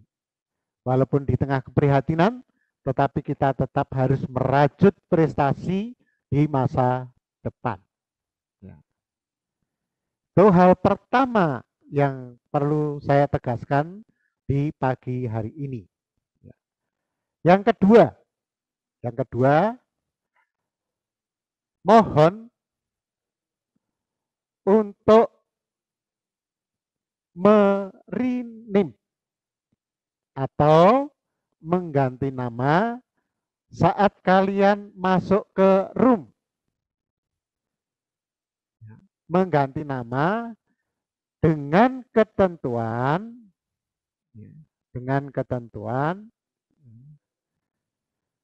nama kalian kemudian diikuti kelas atau kode kelas, ya. Kalau kalian kelas 10 MIPA 1, tidak usah ditulis 10 Romawi MIPA 1 itu terlalu panjang nanti ya. Cukup ditulis A1. Contoh misalnya Ardian Budi S A1. Nah, gitu ya. Kemudian yang kelas 10 MIPA 2 menggunakan kode A2. Nah, contoh misalnya Sri Wahyuni A2. Nah, gitu ya. Itu untuk MIPA 2. Untuk MIPA 3 berarti kodenya A3. MIPA 4 A4, 10 MIPA 5 A5, 10 MIPA 6 A6. Nah, untuk yang kelas 10 IPS bagaimana? Yang kelas 10 IPS menggunakan kode S. Jadi kalau 10 IPS 1 gunakan kode S1 ya. Kelas 10 IPS 2 menggunakan kode S2, 10 IPS 3 menggunakan kode S3 dan 10 S4 menggunakan kode S4. Saya ulang. Rename dengan nama lalu kode kelas ya. Kalau namanya terlalu panjang, ambil 2 nama depan saja. Ya. Misalnya Agus Pambudi WN gitu ya. Wibowo Nugroho misalnya. Terlalu panjang, jadi Agus Pambudi WN A1. Contohnya seperti itu, berarti kelas 10 IPA 1. Cukup jelas ya untuk rename. Yang tidak bisa merename silahkan WA di grup kelas peminatan. Nanti akan dijelaskan oleh pendamping bagaimana cara merename yang belum bisa ya. Nah, baik, itu yang kedua, hal kedua yang saya tegaskan hari ini. Hal yang ketiga yang perlu saya jelaskan di sini adalah menegaskan kembali tata tertib MPLS kemarin. Jangan menggunakan bahasa-bahasa yang tidak formal atau bahasa-bahasa profan, bahasa-bahasa yang tidak pantas untuk didengar, bahasa-bahasa atau tulisan-tulisan yang tidak pantas untuk dibaca. Nah, saya contohkan kemarin apa itu arti ya? Ya. Jadi tolong gunakan. Lalu tidak usah berkomentar yang lain-lain selain berkaitan dengan materi. Ya, oke lah kalau misalnya Pak, mohon maaf suaranya kurang jelas. Sudah cukup, satu itu sudah pasti dibaca oleh operator. Ya. Misalnya seperti itu. Ya.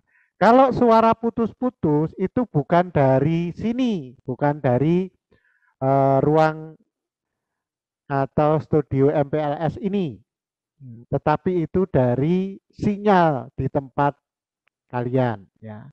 Sinyalnya kurang bagus sehingga suaranya terputus-putus. Tolong hal-hal itu diperhatikan. Ya. Sekali lagi itu tolong diperhatikan. Ya.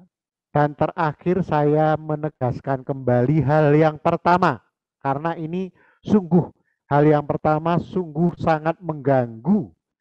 Ya, di sesi ini tadi sangat terganggu sekali oleh tangan-tangan jahil kalian yang sebagian kecil, bukan banyak, sebagian kecil dari kalian yang tidak bertanggung jawab.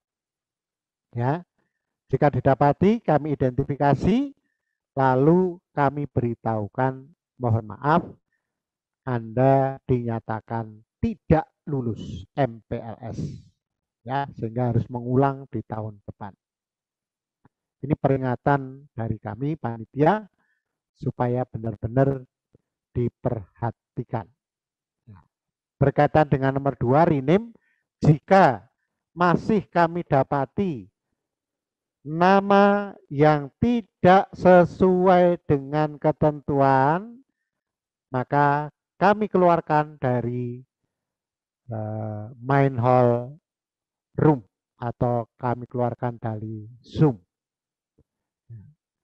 Ketentuan ini juga berlaku bagi kalian yang mengikuti MPLS ini melalui channel YouTube sekolah, ya.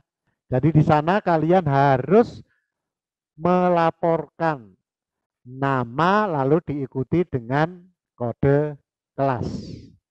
Ya, kalau mau chat di sana juga sesuai dengan ketentuan. Baik, tidak saya buka forum tanya jawab. Apa yang saya tegaskan selaku wakil ketua panitia yang mewakili ketua panitia, berhubung Bapak Budiriono selaku ketua panitia saat ini masih dalam pemulihan kesehatan, maka kewenangannya dilimpahkan kepada saya selaku wakil ketua panitia. Sekali lagi tidak saya buka forum tanya jawab, apa yang saya sampaikan wajib dilaksanakan. Ya. Baik, terima kasih. Wassalamualaikum warahmatullahi wabarakatuh.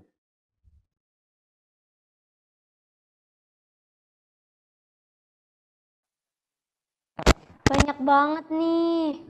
Apalagi tadi ya Kak, ada kiat sukses belajar. Iya. Salah satunya ada motivasi diri, pandai bagi waktu, Bener banget Kak. pandai memilih prioritas, disiplin, menjaga kesehatan, mandiri, tekun, ulat, dan tanggung jawab ya Kak, Iya bener dan banget Kak. good interpretation. Tadi juga sama Bapak Eko disampaikan Apa kunci aja nih, Kak? belajar itu ada harus suka kita sama pelajarannya, Betul sekali. sama gurunya juga kita harus suka. Kalau udah nggak suka, nggak mau nanti aja pasti gitu kan. Betul. Jadi harus dikuasain ya. Tadi juga ada faktor yang menentukan kelulusan nih. Apa aja nih Kak? Harus giat belajar dari dalam maupun luar. Jadi kalau belajar itu harus diniatin loh, ya nggak Kak? Iya benar sekali. Biar hasilnya tuh memuaskan. Dan tadi juga ada teguran dari Bapak Julius untuk pelakunya sudah terdeteksi dan sudah terlacak bahwasannya nanti pelakunya akan ditindaklanjuti oleh pihak sekolah ya Kak ya. Terkena sanksi ya. Dan itu adalah hal yang tidak pantas untuk ditiru ya adik-adik karena bahwasannya MPLS ini digunakan untuk memperkenalkan sekolah kepada kalian semua yang baru masuk MPLS ya Kak ya. Iya, jadi buat pembelajaran aja ya Kak, jangan sampai terulang lagi kejadian seperti ini. Dan mungkin kita tadi juga dari Bapak Eko jangan lupa disampaikan tuh yang suka main game. Betul. Scroll TikTok. Aduh, itu nanti dulu ya teman-teman. Itu adalah hal-hal yang membuang waktu ya Kak. Iya, karena waktu itu adalah emas dan harus dimanfaatkan. Lebih baik PJJ-nya dulu diutamakan. Iya, nanti kalau udah selesai kan tinggal santai-santai nih Kak, gitu kan. Dan ada satu lagi Kak. Apa nih Kak? Penyampaian dari Pak Eko tadi. Bahwasanya belajar itu tidak harus banyak. Iya. Tapi kita harus mipil kata dia ya Kak tadi. Harus tekun. Dan saling saling mempelajari dengan baik. Betul. Tadi juga kata Pak Eko, kita harus meringkas materi nih, dijadiin peta materi biar nanti kalau belajar lebih gampang, dibuat kesimpulan, terus kita latihan soal biar nanti lebih mudeng ya belajarnya ya. Lebih gampang, nanti dari materi-materinya juga gampang ya Kak ya. Iya, tadi harus diulang-ulang terus. Oh iya, diingatin lagi nih Kak, review belajar dari Pak Eko. Ada review nantinya ya Kak ya. Iya, yang kerjakan dengan benar harusnya. Mohon nanti diikuti ya Kak ya reviewnya dengan baik diisi, dijawab dan dengan benar ya Kak ya. Iya benar banget nih Kak. Presensi juga dong Kak, ingetin Kak. Nanti ada presensi ketiga yaitu sesi Badan Narkotika Nasional ya Kak ya. Nanti ada yang istimewa banget. Istimewa banget ini penyampaian yang akan disampaikan oleh pakarnya langsung.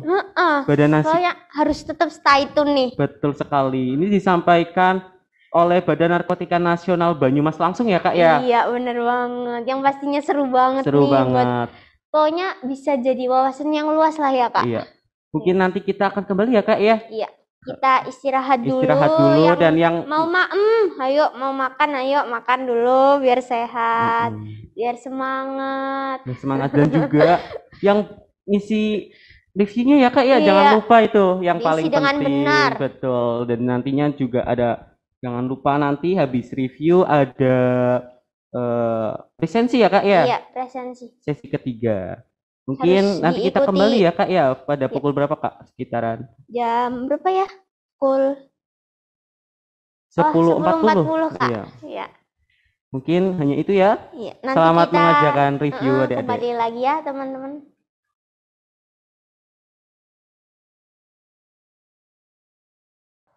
Ya, adik-adik kembali lagi nih dengan kita. Nah, gimana nih? Istirahatnya gimana Iya, Kak? istirahatnya. Apalagi nih reviewnya, pada bisa ngerjain nggak nih? Pasti bisa Pasti dong. bisa, karena tadi udah disampaikan oleh Pak Eko ya. Iya, dengan jelas, dengan detail. Gimana nih, ada kesulitan? Untuk adik-adik mungkin yang belum meng-on-kan kameranya, silakan on-kan dulu. Iya, betul sekali. Yuk, onin yuk. Ayo, on-kan kameranya. Semuanya. Dan pakai kartu tanda peserta ya Kak ya? Iya, benar banget Kak. Kartu tanda pesertanya tolong dipakai. Yuk, semua masih ada yang belum nih. Banyak yang belum nih. Yang belum, ayo di-on-kan dulu kameranya. Yuk, semuanya. Ih, cantik-cantik ya Kak. Cantik-cantik, Tuh, cakep-cakep ganteng-ganteng tuh, gitu. tuh. Kelihatan seger-seger ya Kak ya? Mungkin udah Iya. pada makan nih. Udah pada tutup mulut yuk Kak, dikatain cantik dan bagus Kak.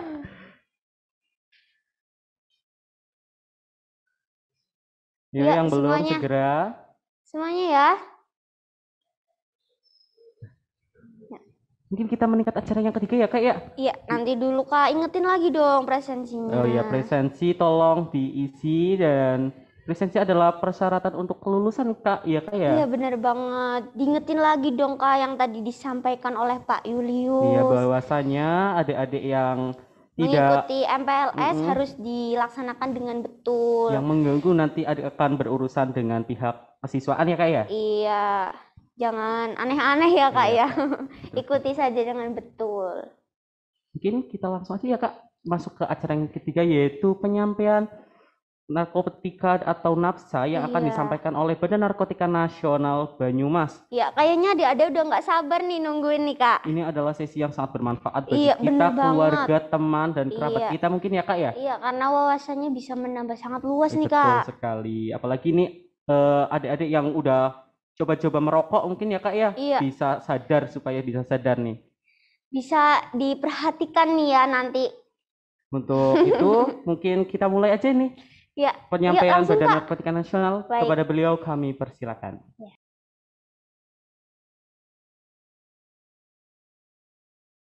Narkoba atau NAPSA adalah singkatan dari narkotika, psikotropika, dan zat atau bahan adiktif lainnya. Sebelumnya, kita akan bahas terlebih dahulu beberapa fakta terkait narkoba. Fakta yang pertama, sebanyak 4 juta jiwa atau 2,18% dari jumlah penduduk Indonesia merupakan penyalahguna narkotika dengan usia populasi 10 sampai 59 tahun. 10 tahun, Pak. Udah Ya. ada yang pakai narkoba? Ya, ini sangat miris sekali karena memang ada jenis baru narkoba untuk usia 10 tahun. Wah, apa itu? ASB, ASB apa itu? air susu basi. Fakta berikutnya. Fakta berikutnya, dari jumlah 4 juta tersebut, 1,6 juta tercatat dalam tahap coba pakai, 1,4 juta orang pemakai teratur, dan 943.000 orang merupakan pecandu narkotika. Ini mengkhawatirkan. Sudah ada pemakai teratur. Kayak gimana pemakai teratur ya? Ini teratur dia pakai tiap hari. Kayak gitu. Jam 12 nih. Wah, putau ah. Wah, jam 4, Jam 4 nih. Wah. Ah, jam 8 nih, UGD ya. fakta berikutnya. Fakta berikutnya. Jumlah pengguna narkotika berdasarkan jenis kelamin tercatat sebanyak 74,5% penggunanya adalah laki-laki. Sementara 24,49% adalah perempuan. Kenapa laki-laki lebih banyak menggunakan narkoba? Kenapa, Pak? Karena penyebabnya perempuan. Fakta yang keempat. Ya. Untuk narkotika jenis ganja, estimasi kebutuhan tercatat 158 juta gram. Ya, Sabu-sabu 219 juta gram. ya.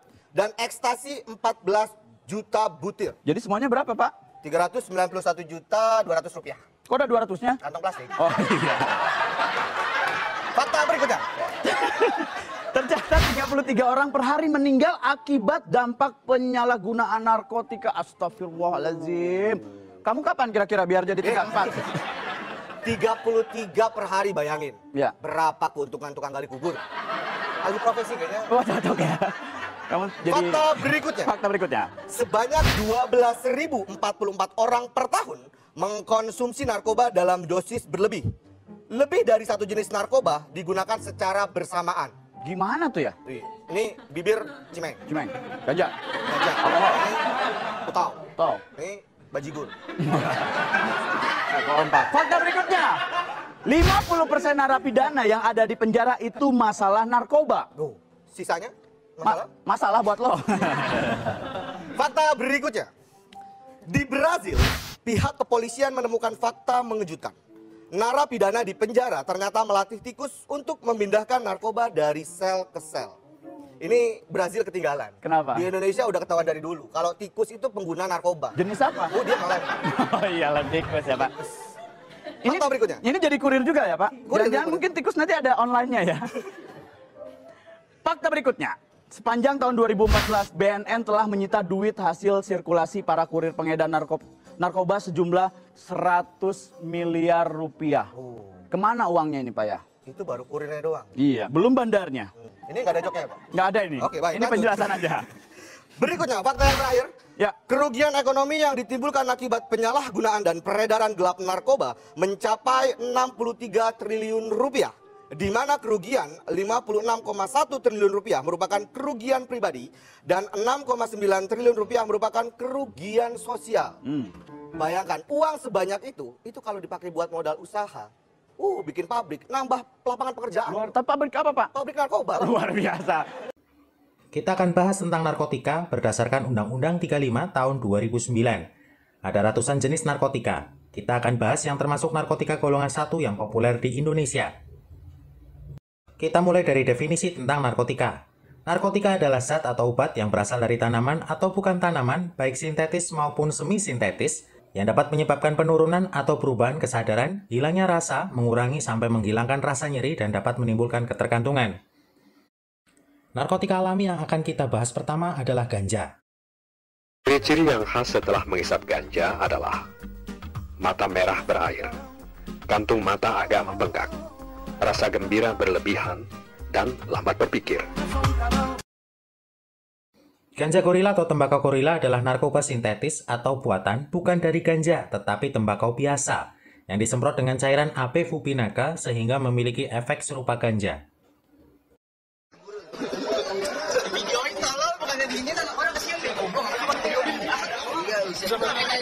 Nama tembakau gorila mencuat sejak diduga digunakan seorang pilot maskapai penerbangan. Pilot tersebut kedapatan mabuk sebelum menerbangkan pesawatnya.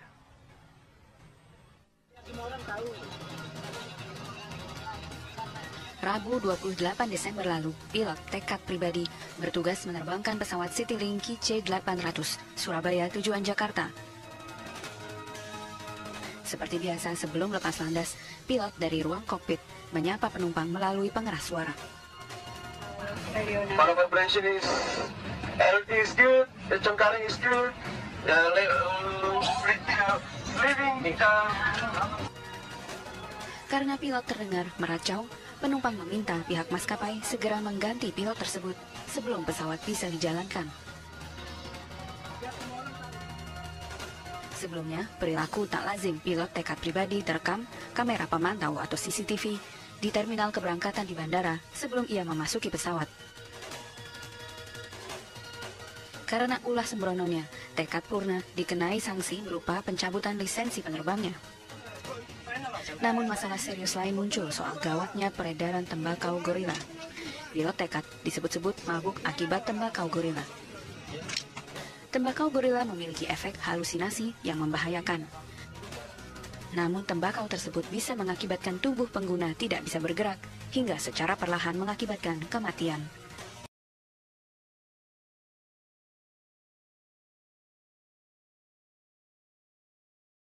Berikutnya adalah ekstasi yang sebenarnya bernama MDMA atau metilen deoksimetamfetamin berbentuk tablet yang berwarna-warni biasa digunakan di tempat-tempat hiburan. Ciri khusus pemakai ekstasi adalah berkeringat, hilangnya nafsu makan, mual, kekurahan, haus yang berlebihan, rasa gembira yang berlebihan, gampang akrab, bertambahnya rasa percaya diri. Terakhir adalah sabu yang merupakan narkotika sintetis paling populer saat ini, berbentuk kristal seperti serpihan gula batu dengan efek stimulan. Ciri pemakai sabu biasanya adalah akan terlihat sangat aktif, tidak merasa lapar, dan rasa percaya diri yang sangat tinggi. Jika pemakainya kaum wanita, ia akan mengalami gangguan menstruasi dan rahim. Pemakai sabu akan mengalami kerusakan jaringan saraf organ tubuh, terutama pada otak, jantung, ginjal, hati, kulit, dan kemaluan, juga mengakibatkan kematian. Ancaman pidana kepemilikan narkotika golongan 1 adalah penjara 4 tahun sampai seumur hidup. Sedangkan ancaman pidana bagi pengedar adalah 5 tahun sampai pidana mati. Adapun bagi kurir diancam pidana penjara 5 tahun hingga seumur hidup. Seseorang yang terbukti sebagai penyalahguna narkotika golongan 1 bagi diri sendiri, ancaman hukumannya adalah maksimal 4 tahun. Kecuali dia terbukti sebagai korban, maka hukumannya adalah mengikuti program rehabilitasi. Sedangkan bagi orang tua atau wali, bagi pecandu yang belum cukup umur, yang sengaja tidak melapor, maka ada ancaman hukumannya selama 6 bulan. Selanjutnya adalah psikotropika. Psikotropika adalah zat atau obat, baik alamiah maupun sintetis, bukan narkotika, yang berkhasiat psikoaktif melalui pengaruh selektif pada susunan saraf pusat, yang dapat menyebabkan perubahan pada aktivitas mental dan perilaku. Beberapa jenis psikotropika yang sering disalahgunakan, salah satunya adalah alprazolam, sering juga disebut alpras atau zolam, yang sebenarnya adalah obat untuk orang dengan gangguan jiwa. Kemudian juga Riklona, sering disebut dengan Rik, yang sebenarnya adalah obat untuk penderita epilepsi. Ancaman pidana dalam Undang-Undang Nomor 5 Tahun 97 yang pertama adalah maksimal 15 tahun hukuman pidana penjara bagi yang memproduksi dan mengendalikan psikotropika tanpa izin.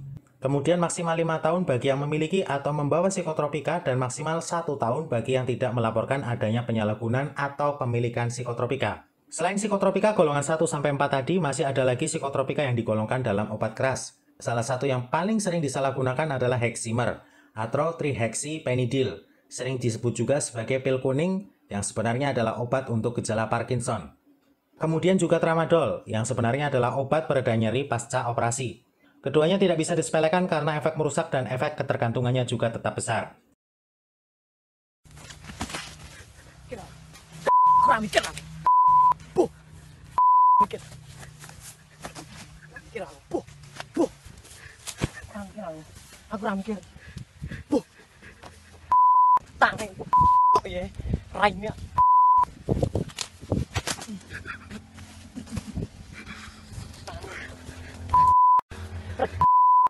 Peredaran obat keras ini juga memiliki sanksi pidana bagi yang memproduksi, mengedarkan sediaan farmasi yang tidak memiliki izin edar.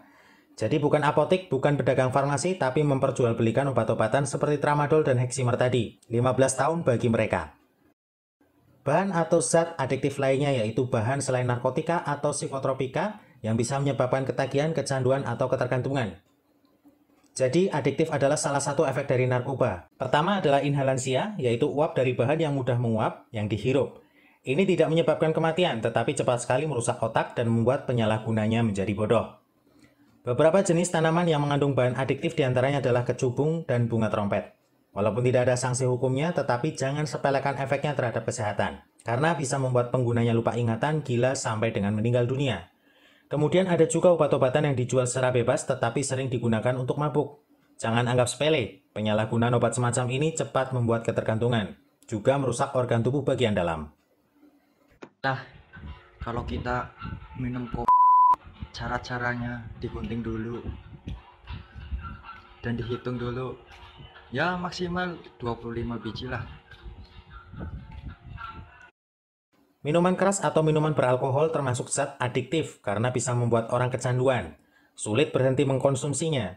Minuman keras ini baik yang tradisional buatan masyarakat maupun buatan pabrik sama-sama berbahayanya. Narkoba seringkali diawali dengan kebiasaan menghisap rokok dan minuman keras. Ini dikatakan sebagai gateway drugs, gerbang menuju penyalahgunaan narkoba. Penyalahgunaan narkoba diawali dari coba-coba, biasanya ditawari atau dipaksa teman, atau juga penggunaan sosial rekreasi yang biasa dipakai saat berkumpul bersama teman. Dengan bahasa-bahasa yang dibilang tidak solider, tidak setia kawan kalau dia tidak mau mencicipi narkoba.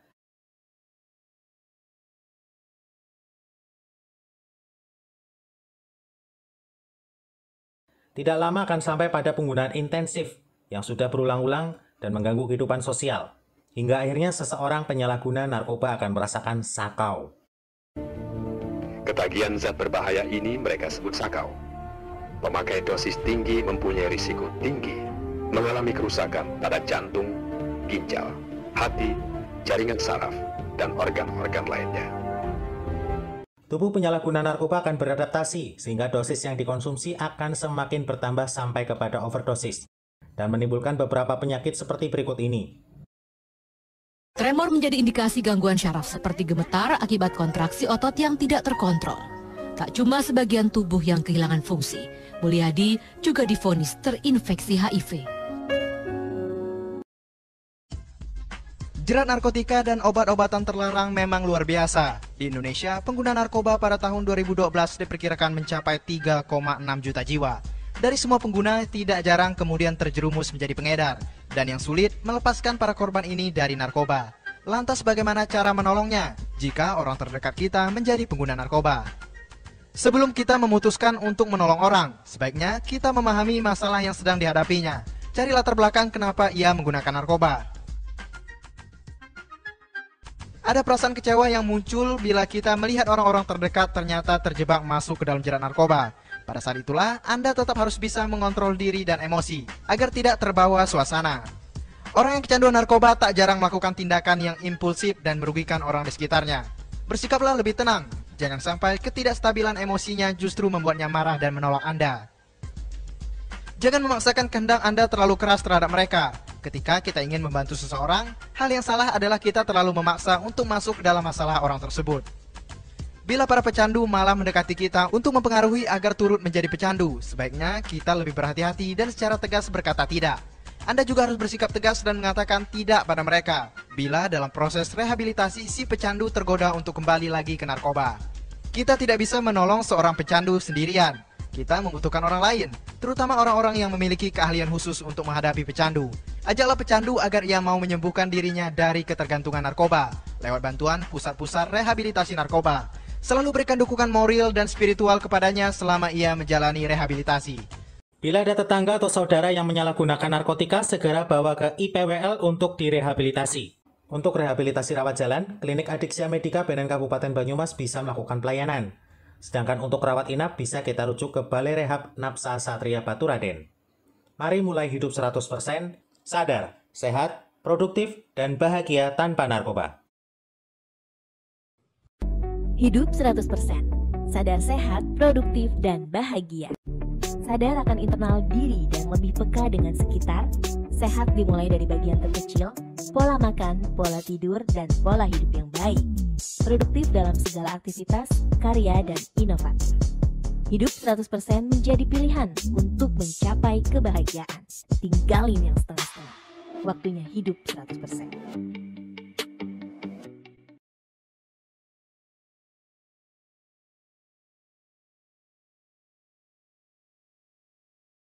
Narkotika yang disampaikan oleh Badan Narkotika Nasional Pasti bermanfaat banget dong Kak. Adik-adik di sini dengerin semua nggak ya? Kayaknya sih dengerin Kak khususnya. Nanti kan juga ada review ya Kak ya. Iya. Tadi juga disampaikan efek samping dari narkotika apa aja tuh Kak? Kayaknya tadi ada. Tahu nggak Kak? Apa tuh? Nih tadi tuh ada efek samping yaitu adalah sakau atau ketergantungan. Iya. Jadi buat adik-adik yang mungkin mulai coba-coba nih merokok, segeralah hentikan. Jangan sampai ya. Karena itu pintu gerbang menuju narkoba. Betul. Kebanyakan pengguna narkoba itu juga laki-laki ya Kak? Iya, betul sekali. Iya. Dan kita juga perlu dekat dengan keluarga untuk menghindarinya ya Kak. Iya, bener banget. Komunikasi jangan sampai lepas. Dan mencari teman yang baik-baik aja ya Kak ya. Jangan bener cari banget, teman Kak. yang ikut coba-coba narkotika apalagi itu. Narkoba juga mengakibatkan kerugian ekonomi nih Kak. Betul. Apa aja Kak yang dirugikan? Ya seperti uangnya jadi berkurang. Lebih baik kan kita tabung ya Kak Betul, daripada buat masa depan Iya. mungkin bisa buat modal bisnis mungkin ya kalau udah terkumpul. Atau buat masa depan kita. Ya, bisa ya. Mungkin nanti ada review yang akan dibagikan linknya oleh guru atau pembimbing masing-masing ya. Iya, benar melalui grup peminatan ya Kak ya. Iya benar banget. Jadi nanti adik-adik segera mengisi reviewnya, jangan Dengan sampai baik salah ya Kak. Apa yang disampaikan tadi udah dituliskan? Pasti udah dong. Pastinya. Diringkas ya teman-teman. Iya. Mungkin kita nanti akan kembali lagi ya Kak ya. Iya, Kak. Sekitar jam 11:30 ya Kak. Ya kita istirahat dulu. Oh, maaf. Jam 11.30 Kak. Iya. Nanti kita kembali lagi ya Kak. Iya, selamat mengerjakan review adik-adik. Tetap- Semangat dan semoga benar semua. Ya, tetap stay tune ya.